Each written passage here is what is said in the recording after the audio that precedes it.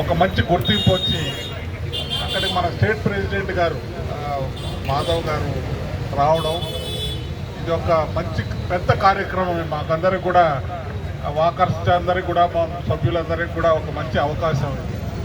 ఇక్కడ వచ్చి ఒక మంచి గుర్తింపు ఇచ్చి మా డిస్ట్రిక్ట్ ప్రెసిడెంట్ గారు శ్రీనివాస్ గారు మొన్న స్టార్ట్ చేసి చెప్పారు, మళ్ళీ క్యాన్సిల్ అన్నారు. మళ్ళీ రాత్రి చెప్పి మా అజయ్ కుమార్ గారి దగ్గరుండి లేదు సార్ చేద్దాం, వస్తున్నారని మాకు చాలా సంతోషం సార్.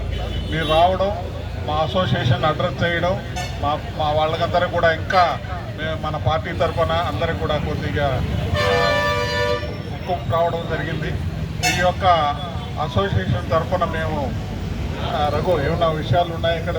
ఏం లేదు, ఉన్నాయి కొన్ని ఫెసిలిటీస్ కావాలి ఇక్కడ. ఒకటి తిరుపతి డెవలప్మెంట్ గురించి, తిరుపతి డెవలప్మెంట్ ఇప్పుడే మన సైకం గారు చెప్పారు, తిరుపతి డెవలప్మెంట్ గురించి చక్కగా అడగాల్సిన బాధ్యత ఉంది సార్. తిరుపతిలో చాలా ఇండస్ట్రీస్ రావాలి. తిరుపతిలో ఎక్కడ ఎంప్లాయీస్ అంతా ఖాళీగా ఉన్నారు, ఎక్కడ బెంగళూరు చెన్నైలో పోయి చదువుకున్న పిల్లలు ఎక్కడెక్కడో పోయి సెటిల్ అవుతున్నారు. కాబట్టి తిరుపతి చుట్టూ, తిరుపతి పరిసరాల్లో ఒక మంచి ఇండస్ట్రీ ఎయిర్పోర్ట్ వచ్చింది.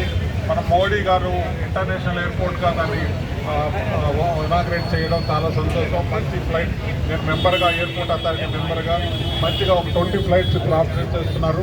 ఇంకా నైట్ ల్యాండింగ్ ఫెసిలిటీ కూడా తీసుకొచ్చి మీరు తిరుపతి డెవలప్ చేయాలని ఒక మనవి.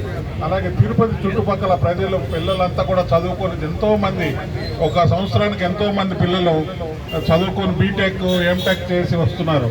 వాళ్ళకు మంచి ఉపాధి అవకాశాలు కల్పించాలని ఒక చిన్న మా యొక్క విన్నపం. అలాగే వాకర్స్ అంతా కూడా తిరుపతిలో ఈ జగజీవనం పార్క్లోని కొన్ని ఫెసిలిటీస్ తక్కువ ఉన్నాయి, అవన్నీ కూడా మీరు మున్సిపల్ కమిషనరు వారితో కూడా ఒకసారి డిస్కస్ చేసి మాకు కావాల్సిన ఫెసిలిటీస్ ఇస్తారని, నాకు ఈ అవకాశం ఇచ్చిన అందరికీ కూడా ధన్యవాదాలు. అందులో మాధవ్ గారికి, శ్రీనివాస్ గారికి thank you sir, thank you very much.